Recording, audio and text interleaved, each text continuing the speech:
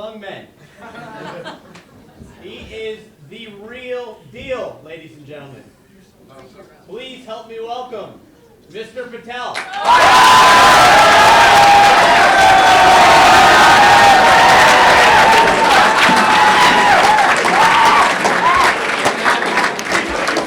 Thank you very much.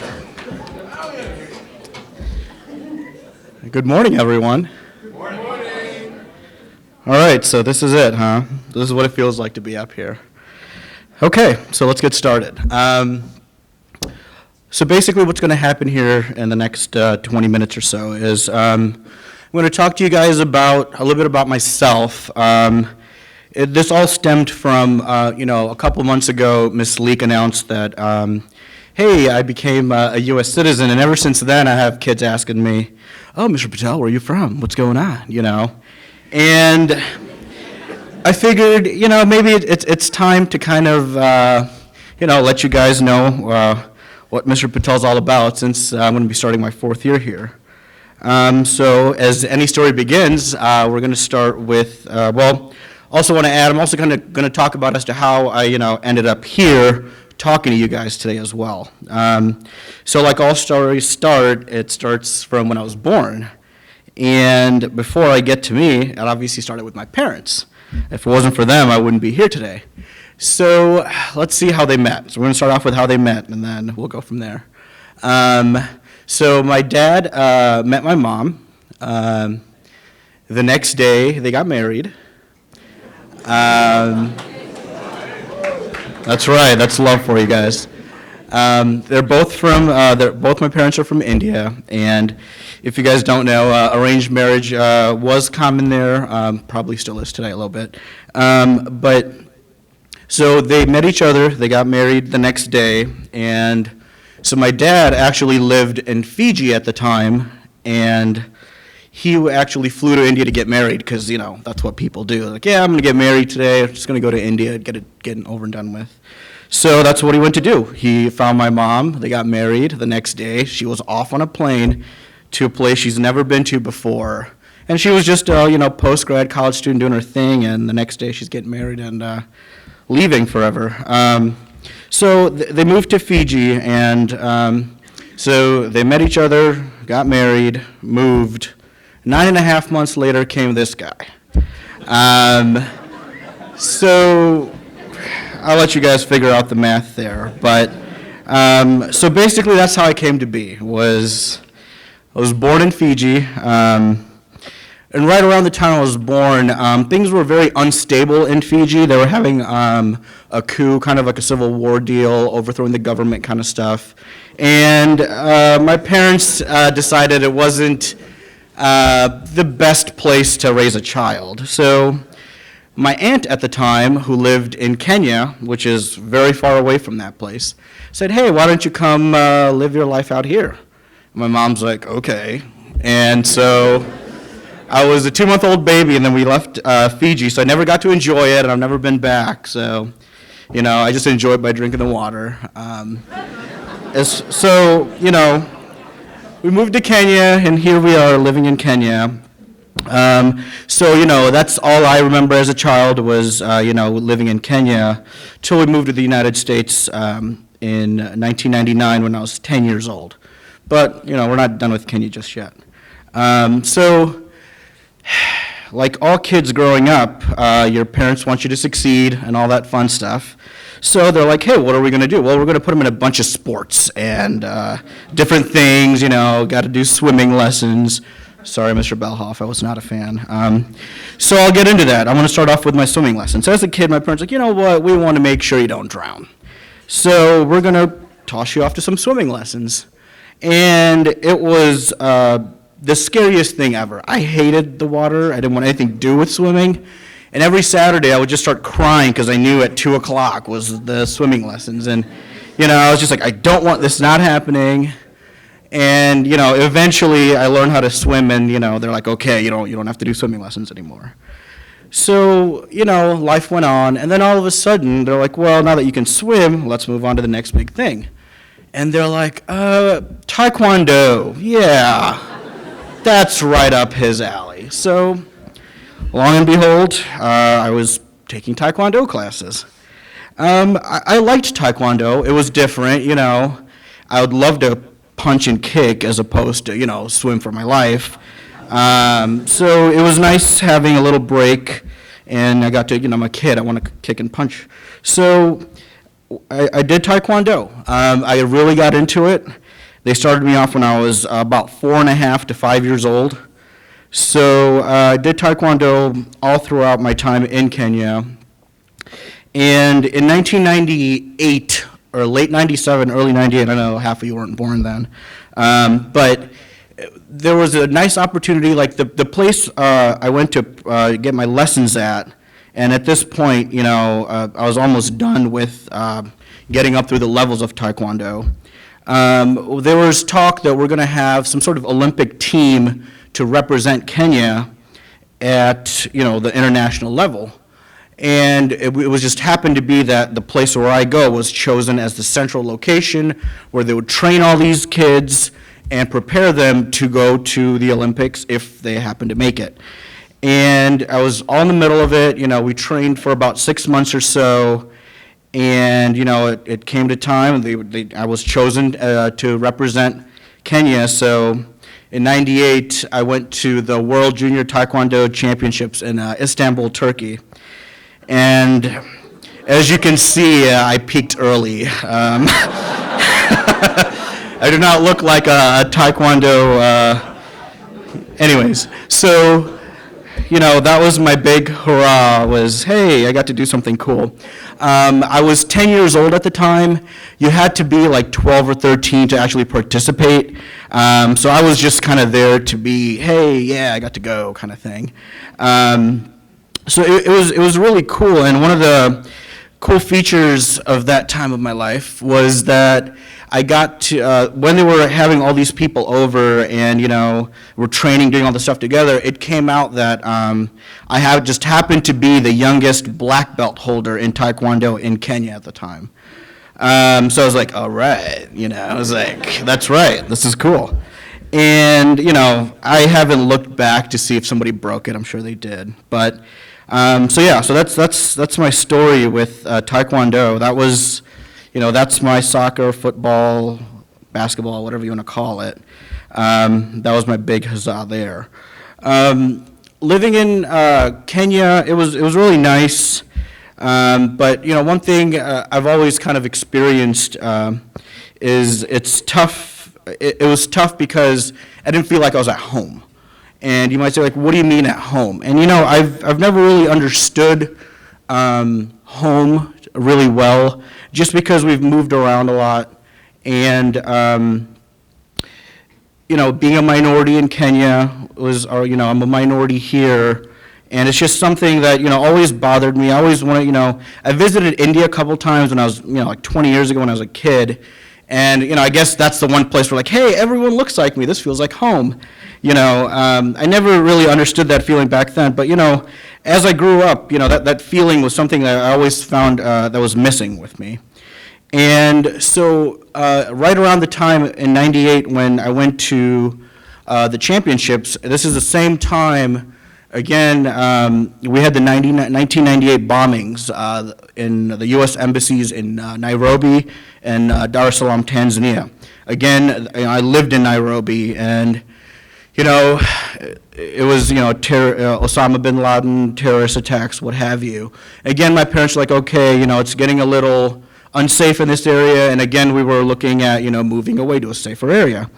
And it also helped because I have a younger sister who has CP, and, you know, she's in a wheelchair, she can't walk or do anything. So we figured, you know, the best health care and stuff for her would be available in this country. So long and behold, we decided to move to the United States.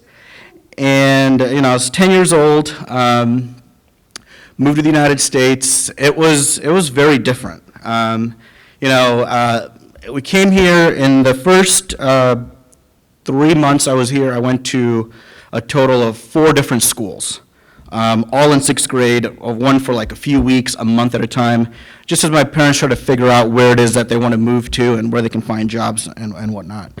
So when I first came here, I went to a middle school in Waco, Texas. And so, there's certain things that you realize that are bad words here that were not over there. So I got to find that out. I got in trouble a lot for language when I first got here, just because it was normal to talk like that over there. But I guess the S word is off limits in this country. So, I found that out the hard way. But the big difference was the fact that it was tough. I was from Kenya, so we were colonized by the British, so I had a little English accent, and, I was still a kid, I was just like, I was basically like an 8-year-old in a 10-year-old's body, and they throw me into middle school where it's all like teenagers, girls, this, that, and the other, and I was just like, whoa, this is crazy. And, but, I acclimated, I got used to things, and, things were kind of okay. We moved around a lot. We moved, I went from a middle school to an elementary school to another elementary school before we finally moved to Portage to a middle school. So I went from going to my locker, getting my stuff, going to my next class, to a school where 6th grade is the highest grade, so you walk in line together with the rest of the kids to your next class, and so it was really weird going from one place to another and kind of understand this country while I'm here, I guess. And so those times went on, and then we moved to the 2000s. So in the early 2000s we had this thing called 9/11. And again, this was very different. This is like the first big thing that happened to me that I can recall. Like everybody remembers where they were when it happened if you were old enough. And it made 9/11 really, really changed the course of my life in many ways.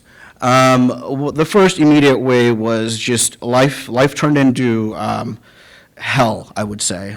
Being in 8th grade, high school years, just everyone, we're all angry. We're all angry at all these people that have done bad things to us, and, we always look for scapegoats in our peers, and, I just happened to be that a scapegoat where, it was, being called a terrorist, being called names all the time, just any, it really changed the way people thought. And, I'm assuming it's better now than it was then, but, it was still tender back then and with everyone's heart. So it was really tough having to deal with, being called names all the time, picked on, bullied. And, it really just changed things for me.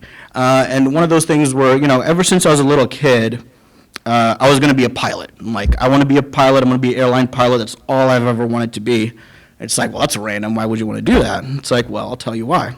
So when I was a kid, I don't know, we're flying somewhere, and the captain of the plane shows up, and he's like, hey, kid, take this. And he gave me this little magnetic chess checker set thing. And I was like, wow, how cool is this? It's magnetic, so when you're on the plane, it won't fall off.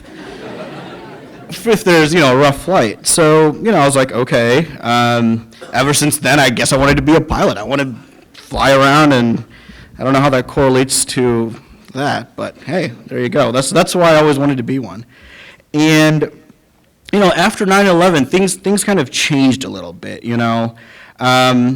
My perspective on things changed, just the fact that, being picked on all throughout my high school years, I just had this feeling that, even if I ever become a pilot, people are always going to be calling me names, doing, it just didn't feel right. It just kind of ruined it for me. And, things came, push came to shove, and I ended up saying, what, the industry was doing really bad when it really came for me to choose what I wanted to do. And it's like, there's people that are pilots that are waiters in the evening because it was so tough on the industry at that time. And, it's very expensive to become one. You have to it takes about $250,000 by the time you're done to become a pilot that can fly. You have to rent a plane, fly yourself, you have to get hours in before you can do anything, and we just decided it wasn't going to work out. So I decided, hey, I like computers, we're going to do something in computers. And so that's what I did. I went to college and became an electrical and computer engineering technologist, or however you guys want to call it. But that's what I do, is electrical and computer engineering, and I love what I do, enjoyed it a lot, and that's how I kind of found myself here a little bit. But before I get to Lumiere, I wanted to share a cool little story. So my first brush with Lumiere, unbeknownst to me, was my freshman year of college. I was at Purdue Calumet in Hammond. That's where I went. And freshman year, I'm living at the dorms, and my first roommate was a Lumiere graduate. And I didn't even think about it till I actually got this job, and he, Facebooked me. He's like, "Hey, man, this is where I went to high school." I was like, "Oh, cool." But so yeah, that was how my first interaction with this place, even though I didn't realize about it years later. So I came here, and I've been here since. The thing I wanted to kind of go in on was like on a lot of things. A lot of times, kids ask me again, Mr. Patel, why is it that you're here? Why do you like to work here? Like, why aren't you out doing things? And that kind of brings me back to where I started off talking about home. All my life I've just been going here from one place to another place, just always being where I've been put. And I'm an adult, I can make my own decisions now, and I can find a place where I want to work, where I'm happy. And that's one thing I kind of found out here. The only reason I'm doing this chapel now is because I feel like I'm at home. I really love working here. It makes me feel like I'm in a very, I feel like I'm with a family. I feel like I'm not a minority, I feel like I'm with people that truly respect me, and I respect them right back. And in that sense, I also wanted to share that, I'm rambling now, but I wanted to share that, it's not all about, finding, what I'm really trying to say is that, we end up, things happen, there was a war in Fiji, there was bombings in Kenya, 9/11, like all these things that have been out of my control have, just put me, I've just kind of led, gone wherever things out of my control have led me. They've led me here today to talk to you guys. And, I'm a very personal person. I don't like to put all my, life story information out there. But, today, to right now, I feel like, this is home to me, and you guys are like family, so that's why I decided to share, my story with you guys. And that's basically it. Now, like, it's normal and kind of a requirement, really, to have a quote. You got to have your quote in order to have a chapel, or 30, whatever takes up the 6 minutes. But what I'm going to leave you with is a quick quote that says, "Drive it like you stole it." Thank you.